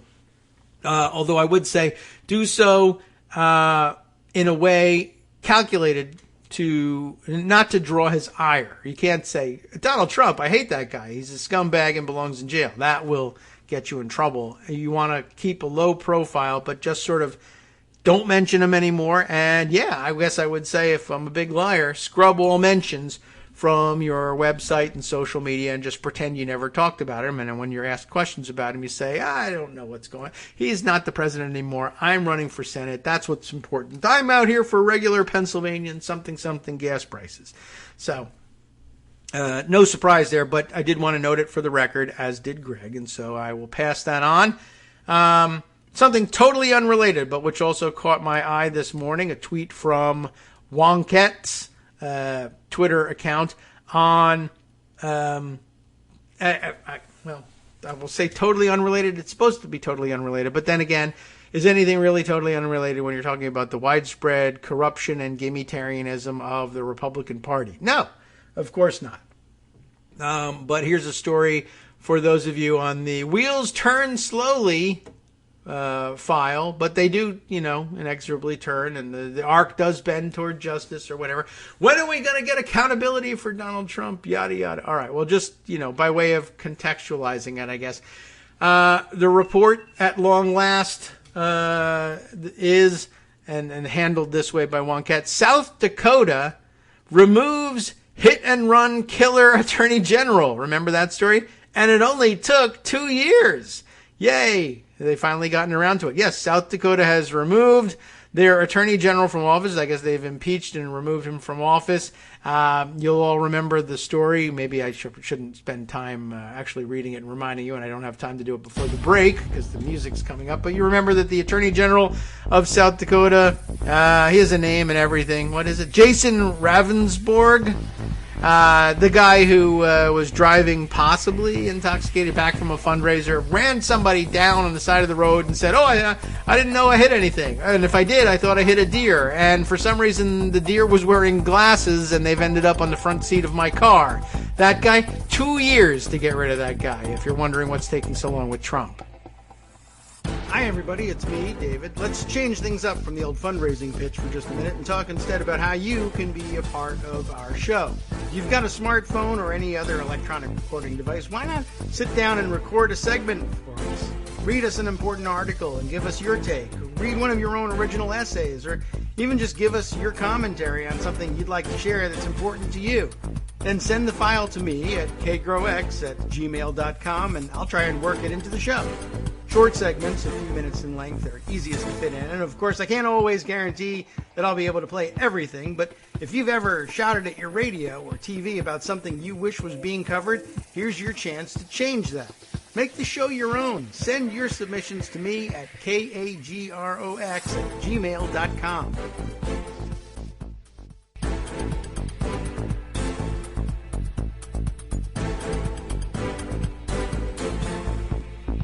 All right, sorry about waiting for the music to keep rolling here, but I was trying to put a word into Ira Goldman's discussion there and just sort of lay out that theory and say our mileage does vary, as you thought. And maybe I would offer up that maybe this should turn on the definition of purports, and just offering that up as a possibility that Johnson and his staff certainly purported that the papers that they carried were electoral votes, but the papers inside did not, because they carried no certificate of ascertainment. That's the basic difference for me. I'll have to go back and have the rest of that conversation later, because it requires that I think and type at the same time, and I'm supposed to be thinking and talking to you at the same time, and thinking about something else. I'm not going to read the story of South Dakota's attorney general being removed. That's just plain good news. We're all glad that it happened and was necessary. And remember, this is a Republican attorney general being removed from office by a Republican state legislature. So they are, and they can point to that and say, yeah, see, we do take care and police our own from time to time. Not with Donald Trump, just with the smaller fish like the state attorney general here in South Dakota. But they do get to, I guess, point to that if they wish as a point of pride. But the fact that it took them 2 years is kind of the point here. And I'm sure you'll all enjoy Dr. Zoom's rendition of it on Wonkette. It always promises to be a good time. I recommend it to you for your reading. But we'll spend our time on other things, including, let's see. There are a couple of pieces that I thought might be of interest to read while we're waiting for the next round of hearings to begin. One, I thought, pretty good reflection, probably offered up here by Marcy Wheeler on her Empty Wheel site, of the extraordinary hardships, the persecution, the attempted lynching brought down on the Georgia election workers, who everyone came to know as Shay Moss and Lady Ruby, her mom, and just how outrageous and shameful the whole thing was. It really, everybody who witnessed it and is reading about it or watching the video since, it just makes your blood boil. But I thought an interesting take offered up here by Marcy, and I just wanted to read it to you. Rudy Giuliani launched a lynch mob over a ginger mint. You remember that whole thing? I caught that after the fact, what they were talking about, that at some point Rudy Giuliani is circulating film of Shay and Ruby working and Shay passing something to Ruby. And Giuliani tells everybody, there it is. She's passing a USB drive full of fake votes. And he starts making all kinds of like racist comments as well. They're passing it around like whatever he said. I mean, he's referring to drugs in this as though, and that's supposed to ring the alarm bells of, the dog whistles of racism there for his audience. But then it turns out I guess they asked people, well, what are you actually passing her? A mint, a ginger mint that she liked. He was giving her a piece of candy. But, as a result, it doesn't matter that what it was. Giuliani said it was something, something, something, and that's huge and treason, and everybody should go and threaten the lives of these two people, and a bunch of Trumpers did do that. So this is the way Marcy treats it here. I find it harder to describe the details of yesterday's, not now yesterday's, but on the 21st, January 6th committee hearings covering pressure Trump put on states to alter the vote than the earlier hearings. That's because the testimony about Trump's bullying of those who upheld democracy, particularly election worker Shay Moss and Arizona Speaker of the House Rusty Bowers, elicited so much emotion.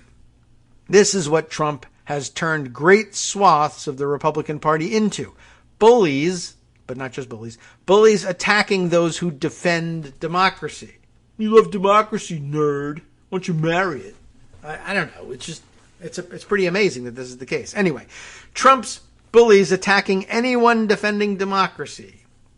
Bowers described how a mob, including an armed man wearing a 3%er militia patch, dead giveaway of course, came to his house as his daughter fought a terminal illness. Another aspect of how terrible this really was. Moss described how a mob descended on her granny's house, hunting for her and her mother, Ruby Freeman. At least one member of the mob targeting those two black women who chose to work elections betrayed self-awareness of their regressive stance. Moss testified that one of the threats targeted at her said, "Be glad it's 2020 and not 1920. Hint, hint, right? And Adam Schiff got Moss to explain a detail that formed the core of a video that Rudy Giuliani used to summon his mob. Rudy had claimed that when Ms. Freeman passed Shay something, it was a thumb drive to replace votes. It was actually that ginger mint, right? Here's the exchange. Schiff asking, in one of the videos we just watched, Mr. Giuliani accused you and your mother of passing some sort of USB drive to each other. What was your mom actually handing you on that video? And the answer was the ginger mint. Moss testified that none of the people who had been working with her full-time on elections in Fulton County, Georgia, are still doing that work. They've all been bullied out of working to uphold democracy. Next section, tying the state violence to the January 6th violence. Earlier in the hearing, Schiff tied these threats of violence to Stop the Steal, the organization behind the purported speakers that formed the excuse to bring mobs to the January 6th attack. I don't know why she goes with purported on this, but okay. He explained, as we will show, the president's supporters heard the former president's claim of fraud and the false allegations he made against state and local officials as a call to action. Shortly thereafter, investigative counsel Josh Rosselman showed a video from Ali Alexander predicting at a protest in November 2020, we'll light the whole on fire.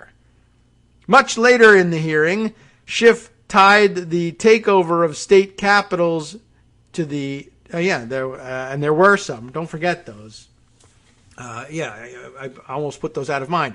Much later in the hearing, Schiff tied the takeover of state capitals to the January 6th riot with a picture of Jacob Chansley invading capitals in both Arizona and D.C. That and I guess Jacob Chansley, I can tell from the picture here, is the so-called QAnon shaman, right? The guy with the big Water Buffalo Lodge hat. Chansley already pled guilty to attempting to obstruct the vote certification, and one of the overt acts he took was to leave Mike Pence this threatening note on the dais, and it's a picture of it here, in which he has, it's interesting. He's got, what is this list? I'm just curious. I may have just grabbed a scrap of paper. I'm trying to decide what's on the scrap of paper. But he's written, of course, it's only a matter of time. Justice is coming.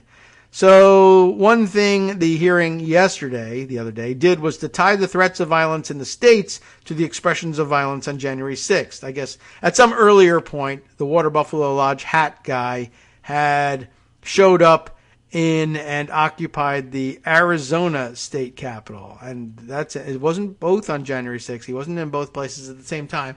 But recall that there were a few protests both before and after targeting state capitals, although it was very often about COVID restrictions more so than the vote, but sometimes a little bit of both. But what is this paper that he's grabbed here? There's some typing on it that seems like official business here.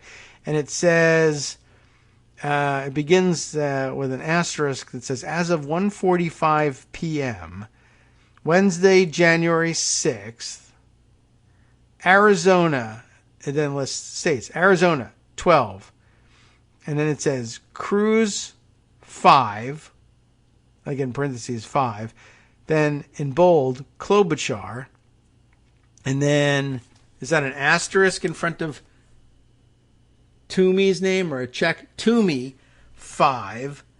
And then a line, and then it says Cinema, and then Lankford, 5, Cortez Masto, and it has everybody's states written in by hand afterwards. So I'm curious what that even could be. Wednesday, January 6th. So, I mean, it's for that day. I don't know. I'll see if I can puzzle that out. But at any rate, I'll continue with Marcy's piece here. Next section is showing obstruction of the vote certification, including documents. A second video described the fake electors scheme, developing several pieces of evidence that may help DOJ tie all this together in conspiracy charges. The video included testimony of Ronna McDaniel acknowledging the RNC's involvement. Remember that McDaniel joined in the effort to censure Liz Cheney when she learned that the committee had subpoenaed Kathy Burden, the lead Michigander on that fake certificate. Burden has close ties to McDaniel. So, then an excerpt from earlier, I don't know what, paperwork, does it say where this is coming from? Essentially, he turned the call over to Mr. Eastman. I guess this is the testimony of Ronna McDaniel. Essentially, he turned the call over to Mr. Eastman, who then proceeded to talk about the importance of the RNC helping the campaign gather these contingent electors in case of any of the legal challenges that were ongoing change the results in any of the states. I think more just helping them reach out and assemble them, but my understanding is the campaign did take the lead and we just were helping them in that role. I think that I remember from earlier. This is Trump calling a conference call with the RNC, McDaniel being McDaniel being on the call, and then Trump saying, I'm going to give the phone to John Eastman, who I barely know and is just a coffee boy, and he's going to explain what this whole thing is about. And Ronna, you just do what he says. And that's essentially what, and Ronna says, yeah, and then we signed on to help. The video also cited Trump's own campaign lawyers, including Justin Clark, who represented Trump in conjunction with Steve Bannon's refusal to testify, describing that they didn't believe the fake electors scheme was prudent if the campaign no longer had legal challenges in a given state. In a videotaped deposition, former campaign staffer Robert Sinners described himself and other workers as, quote, useful idiots or rubes at that point. When asked how he felt upon learning that Clark and Matt Morgan and other lawyers had concerns about the fake electors, Sinners explained, "I'm angry because I think, in a sense, no one really cared if people were potentially putting themselves in jeopardy." I guess we're getting to a second set of victims here. We've turned away from the Georgia election workers. Anyway, he went on, "I absolutely would not have continued to participate had I known that the three main lawyers for the campaign that I've spoken to in the past and leading up were not on board." And electors in individual states claim to have been duped into participating too. Wisconsin Republican Party Chair Andrew Hitt described that, quote, "I was told that these would only count if a court ruled in our favor. So using them as an excuse to make challenges on January 6th would have been using our electors, it would have been using our electors in ways that we weren't told about and we wouldn't have supported."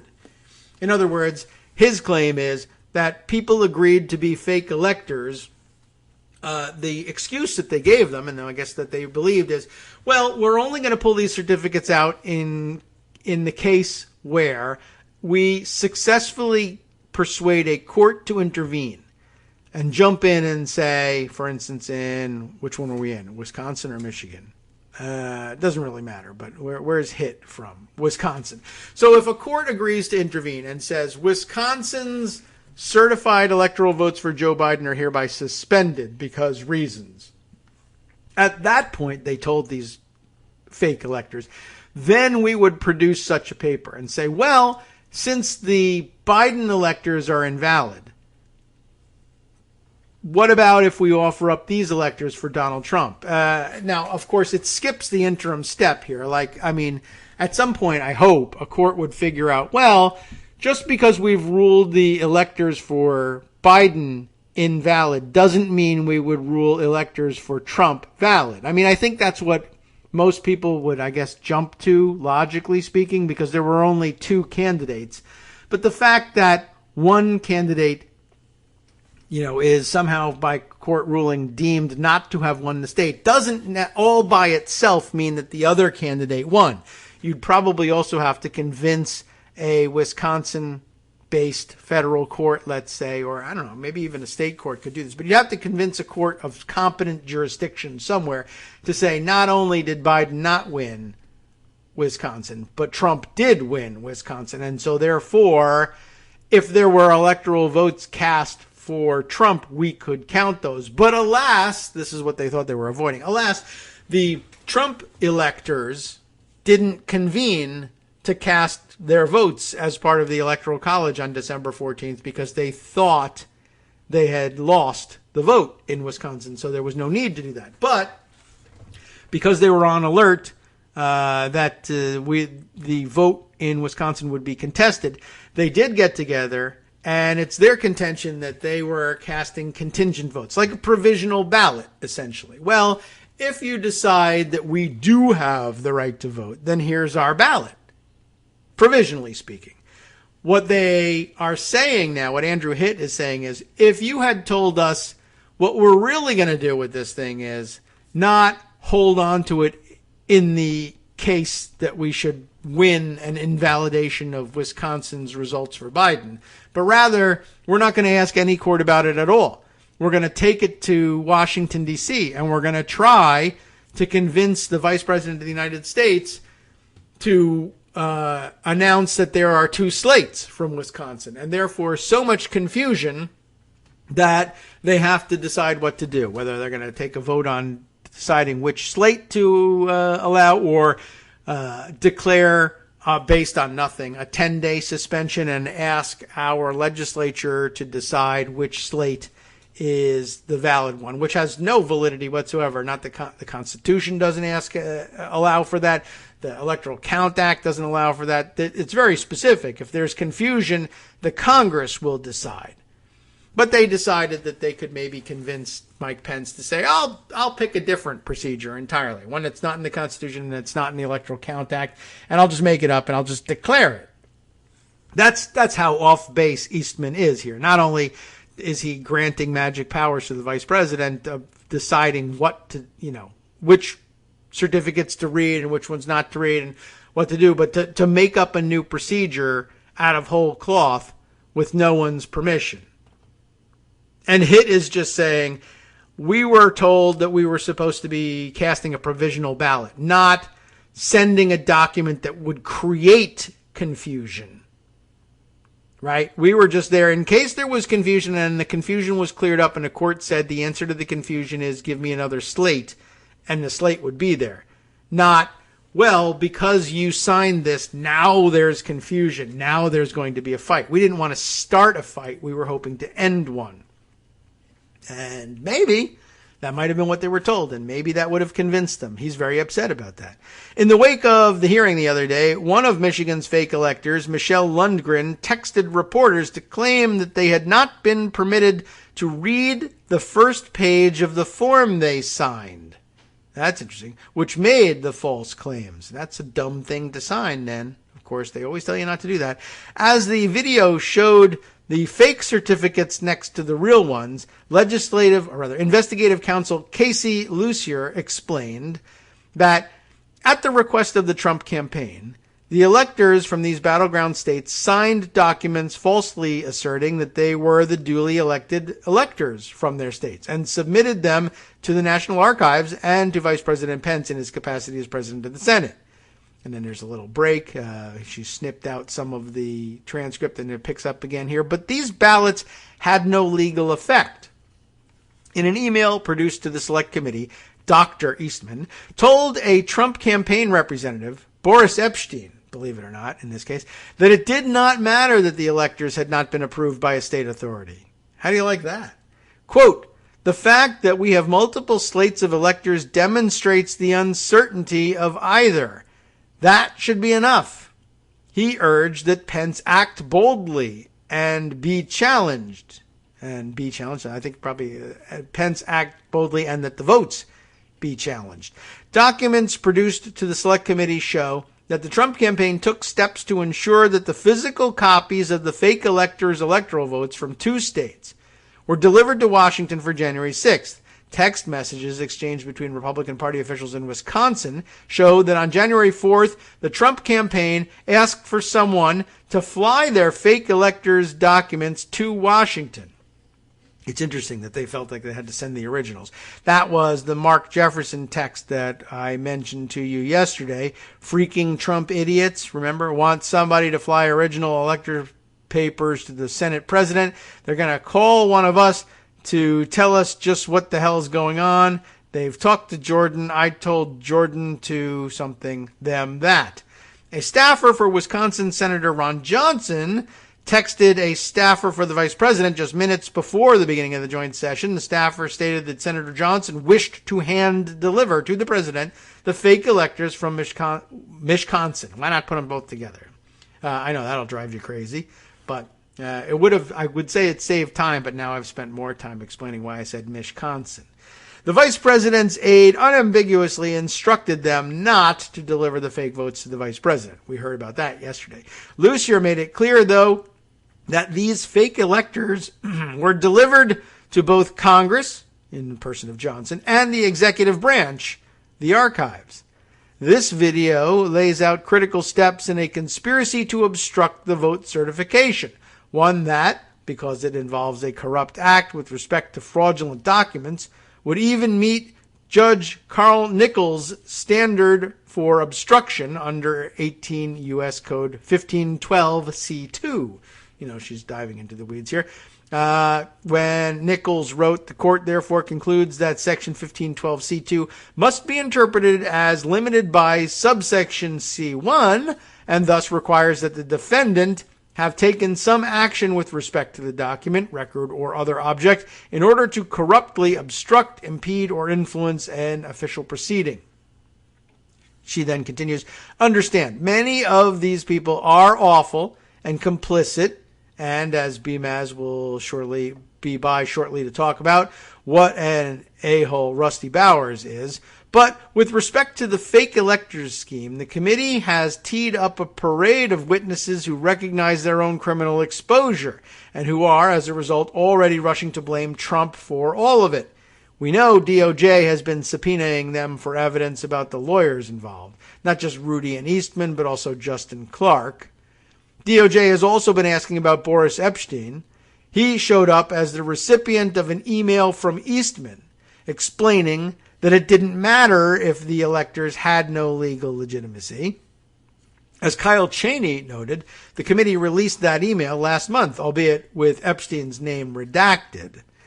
The Republican Party has not just an incentive, but an existential need at this point to blame Trump's people for all of this, and it may do wonders, not just for obtaining cooperative and cooperating witnesses, but also to change how Republicans view the January 6th investigation.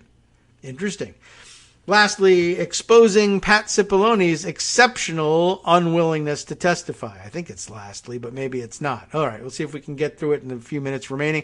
Liz Cheney continued to use the hearings to shame those who aren't cooperating with the committee. In her opening statement, she played the video of Gabriel Sterling warning of violence, where he said, "All of you who have not said a damn word about the threats and false claims are complicit in this." Then, after Schiff talked about the threat to democracy in his closing statement, where he said, "We've been blessed beyond measure to live in the world's greatest democracy. That is a legacy to be proud of and to cherish," right? But not one to take for granted. You remember what he had to say. Cheney focused on the important part played by the witnesses, who did what they needed to guard the Constitution, twice invoking God in her little speech. That set up a marked contrast with marked contrast even, with the list of scofflaws who've obstructed the committee and her long list of the people who took the fifth, right? Having set up that contrast, Congresswoman Cheney then spent the entire rest of her closing statement shaming Pat Cipollone for refusing thus far to testify. In the wake of that, someone, quote, close to Cipollone ran to Maggie Haberman and sold her a, need the horn, bull story, which she dutifully parroted uncritically. Herein, in her tweet, Maggie Haberman saying, "A person close to Pat Cipollone says he has been cooperative with the committee with Trump's permission, but that there are serious institutional concerns and privilege issues that the person said have been recognized by the committee." But Marcy doesn't believe that. And why not? I mean, that's a good guess not to believe it. Cheney had just laid out that the institutional concerns had been waived by other lawyers and were legally, in the case of Bill Clinton, and any privilege issue went out the window when Sean Hannity learned of the White House counsel's complaints. Plus, White House counsel lawyer Eric Hirschman has testified at length, including about matters such as the call Trump made to Vice President Pence shortly before the riot that involved Trump personally. Given Cheney's invocation of those who pled the fifth, I wonder if she suspects that Cipollone's reluctance has less to do with his claimed excuses and more to do with the concern that he has personal exposure. And he may. After all, he presided over Trump's use of pardons to pay off several of the key players in the insurrection, including three of the people Cheney invoked to set up this contrast: Flynn, Stone, and Bannon, all of whom got their pardons and all of whom have pled the fifth as well. Though I suspect Cipollone had checked out before the last of them. And these pardons and the role of pardons in the planning for January 6th more broadly may expose those involved, potentially including Cipollone, in the conspiracy. And by the way, who said that they were working on pardons in the last days? Also, Jared Kushner. Just throwing his name in there. Whether or not Cheney shames Cipollone into testifying, including with her appeal to religion, he may not have the same luxury of refusing when DOJ comes calling. Well, we'll see. Weedy and complicated as usual, but that'll just motivate you to sit through the hearings today to see if things can be cleared up in any way. All right, well, I got that. Another piece which is probably far too long, and I know we're not going to make it because my alarm is already ringing, but I'll save it for another day. We got some good stuff here. Hopefully I'm still able to open it tomorrow, as it is a paywalled thing from one of those sites that counts every open, even of the same article, against your monthly count or your limit. At any rate, okay, well, time to wind things up and hand things off to Justice Putnam for his West Coast Cookbook and Speakeasy, following our show as it does each day here on Netroots Radio. And almost time for us to start the music. No time to get anything else started. Only time to express regrets about the things I didn't fit in, and to thank our lucky stars that the show continues tomorrow. We will have. I won't feel that way at about 8:59 tomorrow, but by the time we get rolling, I'll be back into it, and by the time 11 o'clock tomorrow rolls around, I'll be sorry that the show isn't 4 hours for all the things I could have shared with you. At any rate, there's much more out there, and no richer vein of those things than, as usual, the West Coast Cookbook and Speakeasy. And as I've given myself more time than usual to tell you the story, I turn and find that, it's not ready yet, but Justice heard me saying it and just dropped it right in front of me. Here we go! Starting off in the Bistro Cafe, as he usually describes things. Trump's fake elector scheme, can you believe it? Back in the news. Becomes more than just a scandal. We'll find out a little bit what Justice thinks of that next. Then on the rest of the menu, the DOJ wants to know if Sidney Powell is funding the Oath Keepers' legal defense. A federal judge, quote, reluctantly postponed the trial of 5 members of the extremist group, the Proud Boys, but they will remain in pretrial detention. That's good news. And the owner of 7 Louisiana nursing homes, who sent more than 800 of his elderly residents to a crowded, ill-equipped warehouse to ride out Hurricane Ida last year, was arrested on fraud and cruelty charges. There's more, of course, from around the world, which I can share with you, at least in part, after this brief break in this somewhat longer break. Netrootsradio.com. You have been listening to Kagro in the Morning with David Waldman. All right, and after Justice's break, he moves to the chef's table, where Russia's chokehold over gas could send Europe back to coal. Oh no. And the Australian state of Victoria has banned the Nazi swastika amid a resurgence of far-right extremism. How about that collection? All that and more next with Justice Putnam.